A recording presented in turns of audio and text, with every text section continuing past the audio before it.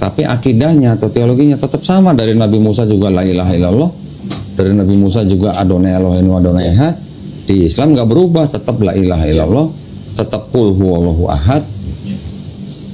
Teologinya nggak berubah, syariatnya aja yang berubah. Jadi Islam ini sebenarnya bukan agama baru. Islam itu adalah agama yang sudah dijalankan oleh Nabi pertama, yaitu Adam alaihissalam. Cuman syariat setiap nabinya berbeda-beda. Yang disempurnakan itu adalah di Islam. Inna ad-dina 'indallahil Islam.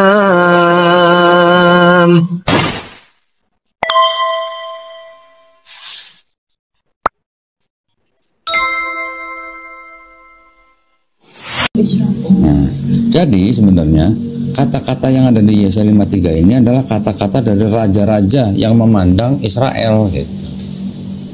Raja. Ya, sekarang kalau kita melihat sejarah, pernah membaca nggak bangsa Israel yang tersebar di mana-mana itu dipersekusi sama orang-orang yang di negara-negara tempat mereka menumpang gitu. Oh iya, ada. Betul kan? Pernah dengar Holocaust kan? Nah, itu salah satu bukti bahwa ini tuh menggambarkan penderitaan bangsa Israel di masa datang. Sebagian besar sudah terjadi gitu. Salah satunya adalah Holocaust. Ini saya bukan berasumsi, saya membacakan doang nih di sini. Yang dimaksud hamba Tuhan itu adalah the people of Israel. Tapi misionaris bilang ini lagi menggambarkan Yesus yang disalib seperti ini gitu. Iya, mungkin karena lebih kata-kata dianya itu ya, Pak. Iya. Merujuk ke satu orang. Nanti ada lagi. Sekarang kita buka di Mazmur 22. Pendeta juga sempat khotbah yang dia bilang, iya tidak Pasti. tampan. Kalau Kristen pasti khotbahnya begitu. Iya tidak tampan. Kenapa kok? Yang mana? Mazmur 22.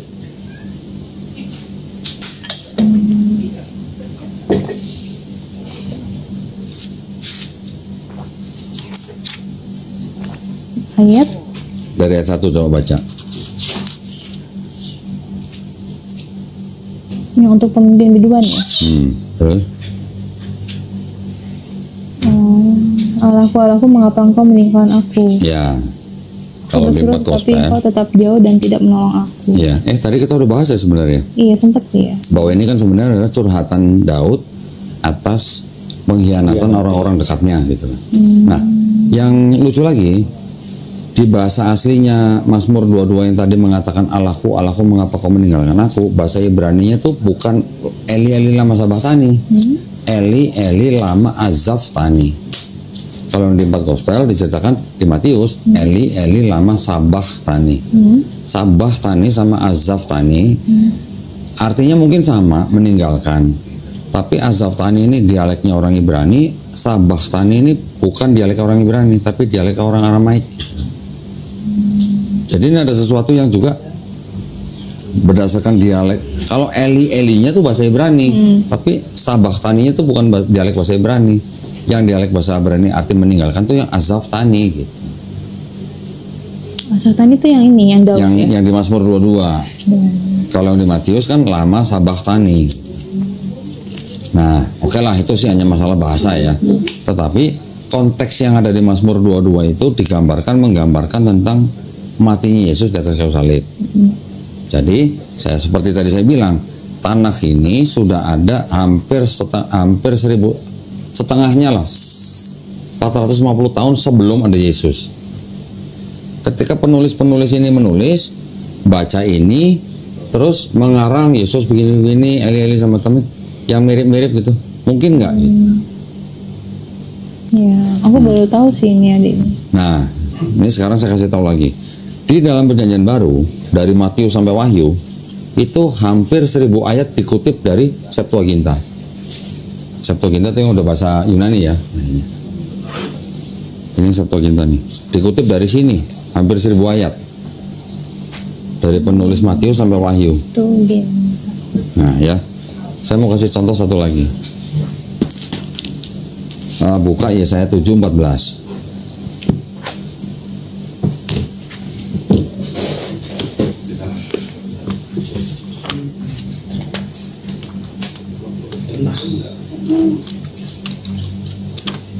Makanya Makanya tadi saya bilang, kadang-kadang terjemahan bahasa Indonesia juga benar, bahasa Indonesia.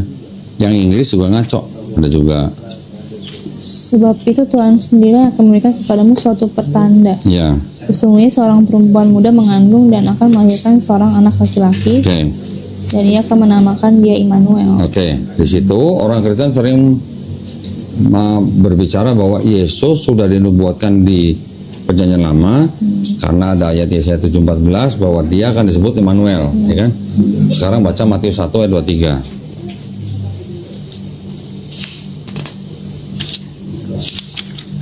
Sesungguhnya anak darah itu akan mengandung dan melahirkan seorang anak laki-laki, dan mereka akan menamakan dia Immanuel. Oke, berarti di situ Yesus akan disebut kasih nama Immanuel kan? Iya. Pernah nggak baca di 4 Gospel orang-orang menyebut Yesus atau memanggil Yesus dengan sebutan Immanuel? Pernah nggak? Kayaknya enggak sih, Pak. Hah? Enggak. Nggak pernah? Enggak. Kenapa? Kenapa yang di Matius 1 ayat 23 bahwa Yesus dinamai Immanuel? Tapi kenapa orang-orang tidak ada yang manggil dia Immanuel? Aku pernah mikir ini sih pas lagi dengar lagu Natal. Immanuel sebenarnya apa? Immanuel itu sebenarnya hanya sebuah ungkapan Tuhan beserta kita. Artinya itu sebenarnya. Tapi dijadikan nama gitu. Ya. Kalau mau dijadikan nama, kita tanya kapan orang-orang pernah manggil Yesus Immanuel? Nggak pernah ada kan? Iya. Yang terjadi adalah penulis Matius itu mengutip dari Yesaya 7:14. Immanuel, Tuhan bersama kita ya. Iya. Di situ di Yesaya 7:14, kalau yang bahasa Indonesia tolong dibacain seorang perempuan muda atau seorang apa? Perempuan muda. Yang di Matius 1, 2, 3 seorang Anak darah. anak darah. Anak darah sama perempuan muda sama atau beda? Kesannya sama ya. Masa sih? Emang kalau perempuan muda pasti anak darah? Iya, belum tentu. Iya, itu juga Belum beda. tentu. Udah beda. Iya. Nah, sekarang bahasanya bahasa Inggris. Ini bahasa Inggris nih. Yesaya 7. Nah ini 14 nih. Therefore the Lord himself will give you a sign. Behold, the virgin shall conceive and bear a son, and shall call his name Immanuel. Apa? Virgin sama perempuan muda sama nggak? Beda. Beda. Kenapa yang di Yesaya 7:14 yang Inggris virgin, yang bahasa Indonesia perempuan muda? Kenapa? Karena yang bahasa Inggris menerjemahkan secara literal dari sini. Saya bagian tadi ya. Diambil dari kata ini, parthenos nih. Terjemahnya virgin. Sama kan? Ini. Nah, ayat 7-nya. Therefore the Lord himself shall give you a sign. Behold, a virgin shall conceive in the womb and shall bring forth a son, and thou shalt call his name Immanuel. Betul kan? Ini diambil dari kata ini, parthenos. Kata parthenos ini diterjemahkan oleh orang Kristen menjadi virgin. Maka itu di Matius 1:23 disebut anak darah. Sekarang bahasa Inggrisnya Matius 23. Matius 1 ayat 23 bahasa Inggrisnya apa? Anak darah atau virgin? Sama kan? Maksudnya virgin atau young woman? Virgin. Virgin. Berarti sama kan sama Yesaya 7:14 kan? Sekarang saya tunjukkan nih.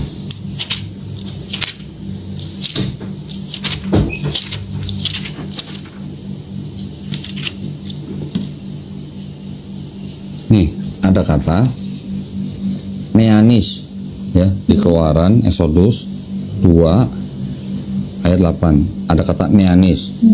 Diterjemahkan menjadi the young woman. Kata yang diterjemahkan menjadi the young woman di dalam yang bahasa Indonesia sama yang bahasa Inggris juga, itu bahasa Ibrani-nya ha-almah. Ha-almah itu artinya perempuan muda. Kalau kata dalam bahasa Ibrani yang artinya virgin itu bukan ha-almah. Katanya itu adalah betulah. Beda kata nih dalam bahasa Ibrani-nya nih. Ha-almah perempuan muda, betulah virgin. Beda kata. Mereka punya perbendaharaan kata sendiri yang bisa membedakan antara perempuan muda dan perawan gitu. Tapi tadi yang terjadi adalah yang bahasa Indonesia menerjemahkan menjadi perempuan muda, yang bahasa Inggris menerjemahkan menjadi virgin. Sedangkan yang di dalam Septuaginta yang tadi kata Ha'alma diterjemahkan menjadi Parthenos. Parthenos itu artinya virgin. Tapi kalau untuk virgin sebenarnya bukan Ha'alma tapi harusnya Betula gitu. Nah, kata yang sama di sini ini juga Ha'alma. Yang di sini orang Kristen terjemahkan young woman, tapi yang di Yesaya 7:14 diterjemahkan menjadi virgin. Itu yang terjadi. Kenapa? Karena penulis Matius di pasal 1 ayat 23 menulisnya virgin. Makanya yang ini mengikuti Matius, bukan Matius mengikuti ini gitu. Berarti ini mengikuti Penulis Perjanjian Baru kan melihat ini sebenarnya, oke? Yang mereka baca di sini Parthenos. Penerjemahnya sudah diganti, gitu. Harusnya Neanis, tapi diterjemahkan menjadi Parthenos. Parthenos itu virgin artinya. Tapi kata virgin itu kalau dari bahasa Ibrani sebenarnya bukan Ha'alma, tapi harusnya Betula. Tulisan aslinya Ha'alma, harusnya diterjemahkan menjadi Neanis, bukan Parthenos. Tapi orang Kristen menerjemahkannya ke sini menjadi Parthenos. Tapi kok kalau misalnya ini nggak mengacu ke Yesus nih? Ya. Kalau nggak mengacu ke Yesus, tapi siapa lagi yang virgin tapi punya anak gitu kan? Nah, gini. Sebentar saya cariin dulu tadi yang Parthenos. Kalau di Yahudi tidak mengenal konsep kelahiran dari perawan, tidak ada, ya. Yang mengakui Yesus lahir dari perawan kan malah Kristen dan Islam. Islam juga mengakui Isa Al-Masih lahir dari perawan suci Maryam, gitu. Tapi di Islam kita memandangnya kelahiran Isa Al-Masih dari perawan suci Maryam itu bukan sebagai dewa, bukan sebagai Tuhan, tapi itu adalah kekuasaan Allah Subhanahu wa taala yang bisa menciptakan Nabi Isa tanpa ayah, hanya dengan kun fayakun. Kun fayakun itu be and it be, gitu. Ya, beda dengan Kristen. Kristen memandang Yesus lahir dari perawan suci Maria tanpa ayah, dianggapnya itu adalah Tuhan. Karena apa? Sebelum-sebelumnya sudah ada tokoh-tokoh yang tadi dilihat, Mitra, Horus, ya, Krishna, gitu-gitu. Kelahiran dari perawan suci. Nah, Yahudi tidak mengenal yang namanya kelahiran dari perawan suci. Makanya yang sebenarnya penerjemahan yang benar adalah young woman, bukan virgin. Ya, gitu ya. Menurut Ibrani. Menurut Yahudi, ya. Yahudi. Menurut mana? Ini, menurut ini.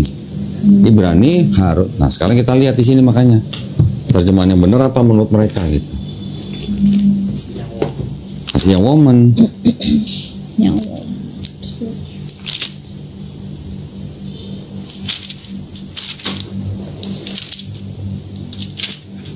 Kayaknya harus beli kopi ya. Kopi nggak? Nih. agak tadi sempat kepikiran sih. Kepikiran ngopi. Iya. Nih 14. Ri, bikinin dong, Ri, lu gimana sih lu? Gak apa-apa. Ya kan kayak bikinin aja. Dia suka ngopi masalahnya. Ya udah bikinin lah. Kopi hitam juga ada. Enggak kopi cappuccino kayak gitu ya. Ya dia tuh. Udah bikinin aja, bikinin. Yang mana? Nggak santai aja, Intan nggak buru-buru kan? Nggak kemana-mana kan? Enggak. Ya udah ngopi aja. Enggak tahu dia. Buru-buru enggak? Oh mulai yang ini. Nih, ayat 14 nih. Orang enggak ada cara. Ayat 14. Ini 14 nih. Therefore, My Lord Himself will give you a sign. Behold the young woman. nah, bukan virgin. Masa ya Nabi Yesaya nggak bisa bedain virgin sama young woman gitu. Tapi kok gitu nih Immanuel merujuk ke siapa ya? Oke, Emmanuel itu, bentar. Masih baca dari Ya gini. Ini saya kasih tahu konteksnya ya. Yang disebut dengan Immanuel di sini, orang Yahudi itu terbiasa punya nama dua nama, ya. Dia bisa satu nama dari ayahnya, satu nama dari ibunya, bisa begitu. Contohnya siapa Pak? Aduh, saya kalau ini harus buka presentasi nih. Nanti saya buka. Iya. Tapi saya mau jelasin gini. Emmanuel ini siapapun bisa disebut Emmanuel. Nabi Yesaya pun disebut Emmanuel. Pernah dengar nggak? Enggak. Saya tunjukin ayatnya. Ini ada ayat-ayat yang ditujukan untuk Yesaya ya. Nah ini ayat 10, Yesaya 8 ayat 10. Coba baca.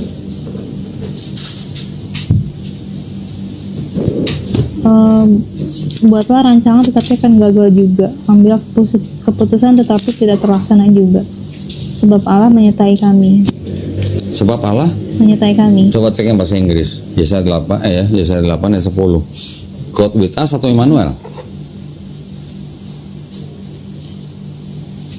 Take counsel together, but it will come to nothing. Speak the word, but it will not stand, for God is with us. For God with us. Gak ada Immanuel di sini. Oh ini nih 8 ayat 8 sorry. Ada Immanuel kan? He will pass through Judah. Oh, sorry yang ini saya. He will overflow and pass over. He will reach up to the neck, and the stretching out of his wings will fill the breadth of your land, O Immanuel. Oke, Immanuel atau yang di dalam bahasa Indonesia Allah menyertaimu gitu kan. Itu kan sama artinya. Immanuel itu kan nama Allah beserta kita gitu. Sekarang kalau kita lihat teks aslinya, kita buka nih ya, Yesaya 8:10.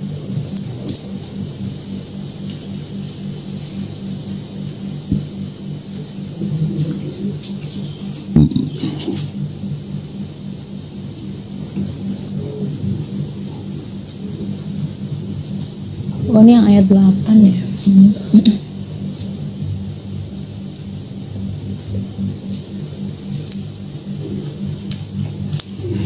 Tolong dicek. Ini bahasa aslinya nih. Ya. Yesaya 8:10 kan? Di situ kan God with us atau Tuhan menyertai kan? Di sini teks aslinya apa nih? Immanuel. Nah, berarti ini kan cuma tinggal pemilihan kata nih penerjemahannya. Jadi ayat ini turun kepada Yesaya disebut dengan Immanuel. Tapi bukan berarti yang Yesaya 7:14 itu untuk Yesaya gitu, bukan. Yesaya 7:14 itu untuk anak keduanya Nabi Yesaya. Siapa? Buka di Yesaya 8 ayat 3.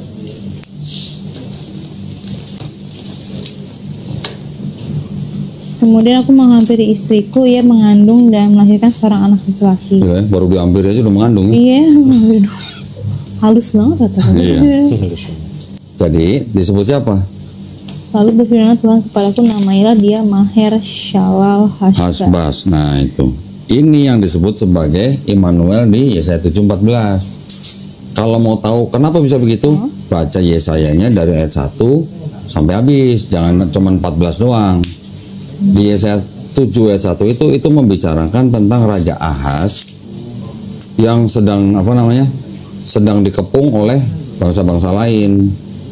Nah, yang disebut dengan anak yang lahir itu dengan sebutan Immanuel itu artinya ada di ayat 8, di pasal 8, bahwa ketika anak ini belum mengetahui yang baik dan benar, itu raja-raja itu udah pergi gitu, udah kalah gitu. Ini saya baca ini konteksnya nih. Ini kan ada penyerbuan Asyur ke Yehuda nih gitu kan.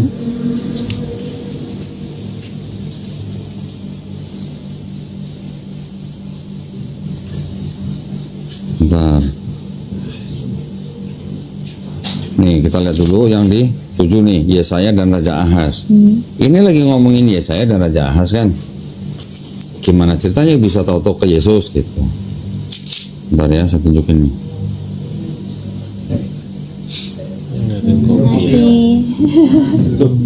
Aku pisan loh mas. Nggih. Atau suwun mas. Sami-sami. Aku mana mas? Cocok banget ya buat pegawai kafe ya. Dia punya kafe. Oh iya lupa. Oh punya kafe mas. Minum mesin kopi nih. Baju diambil. Oh takut seragam diambil ya. Rajinnya di situ doang. Giliran kajian nggak datang ya. Nggak datang. Bentar ya, saya bukain.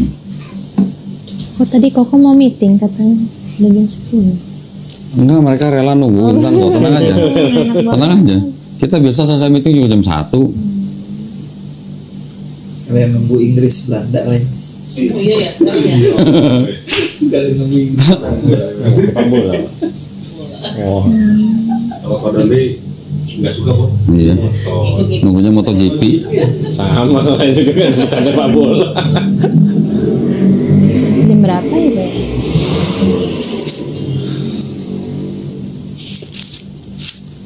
Di ayat 15 nih ternyata. Nah ini. Berarti ini.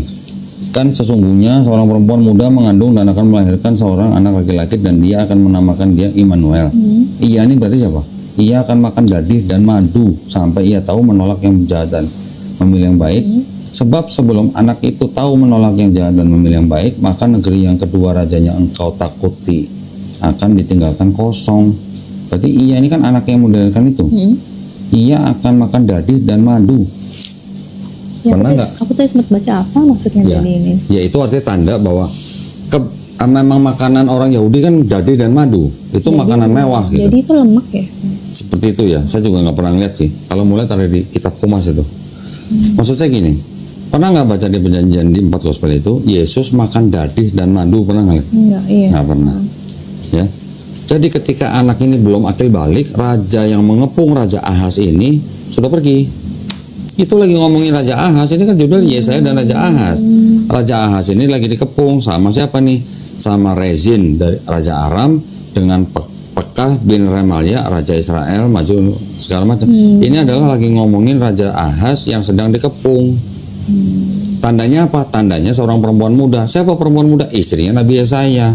Punya anak yang kedua namanya Mahershala al-Hasbaz, di mana dia anak itu sebelum makan daging dan madu dan sebelum akil balik, si raja yang mengepung Raja Ahaz itu bakalan pergi atau sudah dibunuh. Konteksnya begitu. Karena Kristen berkepentingan dengan PL, yang dicomot cuman ayat 14-nya. Ayat 1 sampai 13 nggak dibaca sama Kristen. Ya, ayat 15 sampai 20 juga nggak dibaca. Jadi yang dibacanya seolah-olah ada perempuan muda jadi virgin, ada anak yang lahir disebut Immanuel, padahal Yesus nggak pernah disebut Immanuel gitu. Paham ya sebenarnya? Oke. Nah itu yang terjadi gitu. Jadi Immanuel itu bukan berarti nama pribadi gitu, bukan. Belum tentu itu. Itu hanya ungkapan bahwa tenang, kerajaan Israel itu nanti akan selamat dengan lahir. Tandanya apa? Lahirnya anak kedua Nabi Yesaya. Sebelum anak itu besar, akil balik, raja yang mengepung itu sudah mati gitu. Nanti aku baca dari itu Ya. pasal 7. Iya, kayaknya sih kayak lagi ngebahas apa. Iya, orang lagi bahas perang, tiba-tiba masa lari anak yang mau lahir 700 tahun setelah Yesaya gitu, nggak ada hubungannya gitu. Ya? Cukup make sense nggak penjelasan saya? Ya, itu aku ya. Kalau nggak make sense, sanggah aja nggak apa-apa. Kita malah seneng disanggah. Kalau itu iya. Tapi nanti aku baca aku Iya. Terus sama tadi Yesaya 96 sudah make sense, terjemahnya beda kan? Yang apa tuh? Yang tadi yang Wondrous Advisor, Oh ya. Mighty God, Eternal Father. Yang terjadi seperti itu. Jadi Kristen selain memperkosa tafsir juga merubah-rubah susunan kalimat sehingga seolah-olah itu untuk Yesus.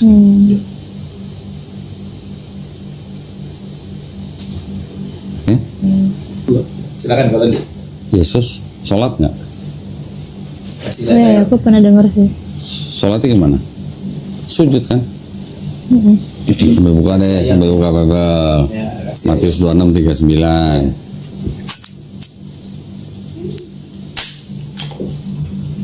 Nggak dicas. Tapi dia soalnya nggak ada ayat suruh kita sujud sih kok. Iya gini, yang Tapi namanya mengikuti, Iya. mengikuti. Tapi aku pernah lihat video memang orang Yahudi sembayangnya mirip besar. ya kan, sujud kan situ kan. Kemarin siapa ya, si Adi apa siapa Kodoni.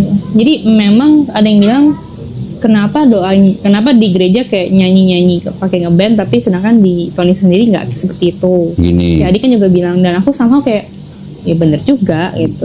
Gini, kalau yang aliran karismatik, mereka beribadahnya merujuk kepada tarian dan nyanyian Daud. Iya, yang menari-nari itu. Ya, tapi ada nggak ajaran Yesus kebaktian hari Minggu? nggak ada. Nggak ada. Aku Jadi juga kemarin sempat mikir itu sih, aku lagi di motor tuh aku mikir, iya Taurat kan bilang ingat dan kuduskanlah hari Sabat. iya, Sedangkan Sabat itu kan Sabtu kan. iya. Nah aku sempat mikir, kayaknya apa gue mesti ibadah hari Sabtu gitu kan. Nah, Ya aku tahu yang soal pagan ada itu. Kristen yang ibadah hari Sabtu ada. Iya, Advent. Malah Advent nggak makan babi. Dan minum Advent juga kopi. nggak mengakui Yesus Tuhan kan? Oh, mengakui. Advent itu sebenarnya mereka mau back to Old Testament sebenarnya, tapi karena tekanan politik mereka akhirnya tetap mengikuti Trinitarian. Oh aku dengarnya dia nggak mengakui Yesus Tuhan. Yang nggak mengakui Yesus Tuhan tuh yang Saksi Yehova atau yang Unitarian. Unitarian tidak mengakui Yesus Tuhan. Iya, aku sempat bilang ke Adi, oh yaudah aku saksi Yehova. Saksi Yehova Jadi kayak aja. Advent dong kan, jadi dia nggak makan Yesus Tuhan terus nggak makan babi, nggak makan darah. Aku mikir berarti mereka yang bener dong sebenarnya. Nah, sebenarnya kalau mereka kan merujuknya kan ke Perjanjian Lama. Kan mereka hari Sabtu juga kan ibadahnya kan. Iya. Siapa? Saksi Yehova? Si Advent. Advent ya hari Sabtu.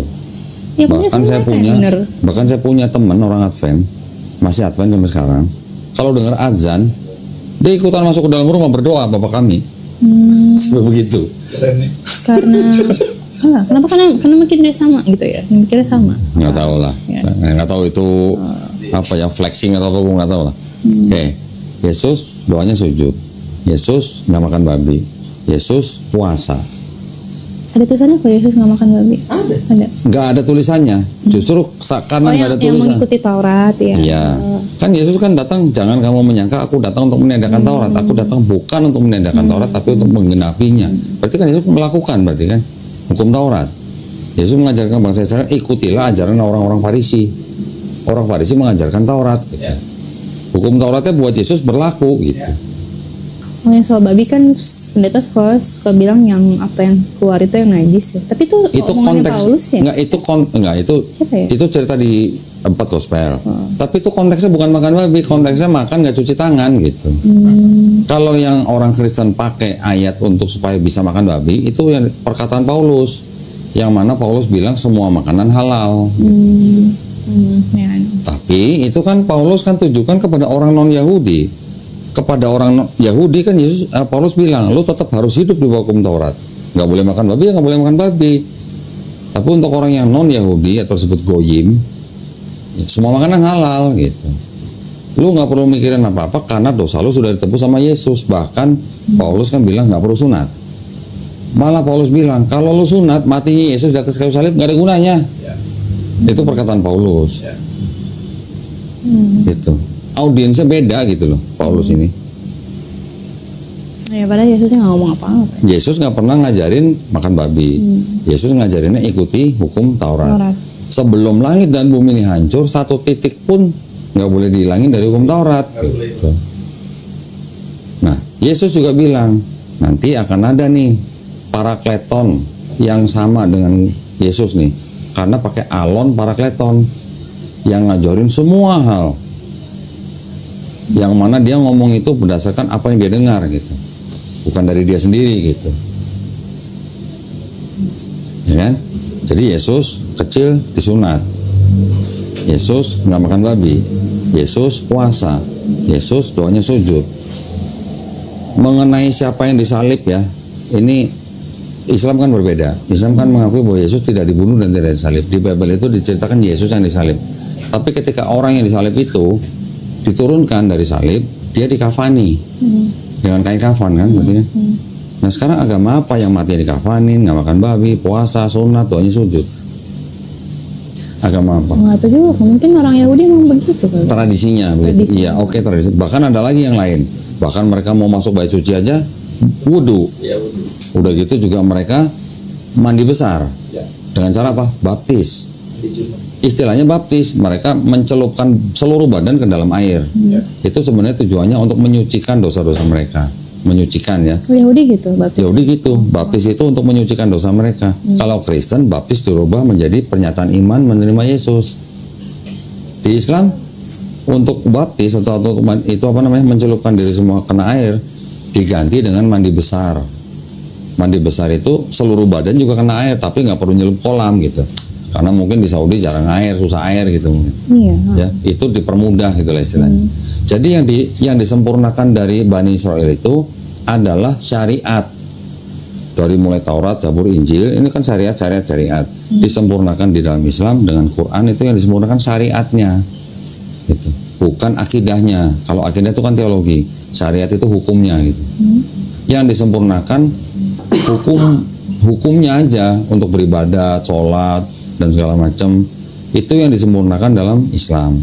Tapi akidahnya atau teologinya tetap sama. Dari Nabi Musa juga la ilaha illallah, dari Nabi Musa juga Adonai Eloheinu Adonai Ehad. Di Islam nggak berubah, tetap la ilaha illallah, tetap qul huwallahu ahad. Teologinya nggak berubah, syariatnya aja yang berubah. Jadi Islam ini sebenarnya bukan agama baru. Islam itu adalah agama yang sudah dijalankan oleh Nabi pertama, yaitu Adam alaihissalam. Cuman syariat setiap nabinya berbeda-beda. Yang disempurnakan itu adalah di Islam. Tapi akidahnya atau teologinya tetap sama. Dari Nabi Musa juga la ilaha illallah, dari Nabi Musa juga Adonai Eloheinu Adonai Ehad. Di Islam nggak berubah, tetap la ilaha illallah, tetap qul huwallahu ahad. Teologinya nggak berubah, syariatnya aja yang berubah. Jadi Islam ini sebenarnya bukan agama baru. Islam itu adalah agama yang sudah dijalankan oleh Nabi pertama, yaitu Adam alaihissalam. Cuman syariat setiap nabinya berbeda-beda.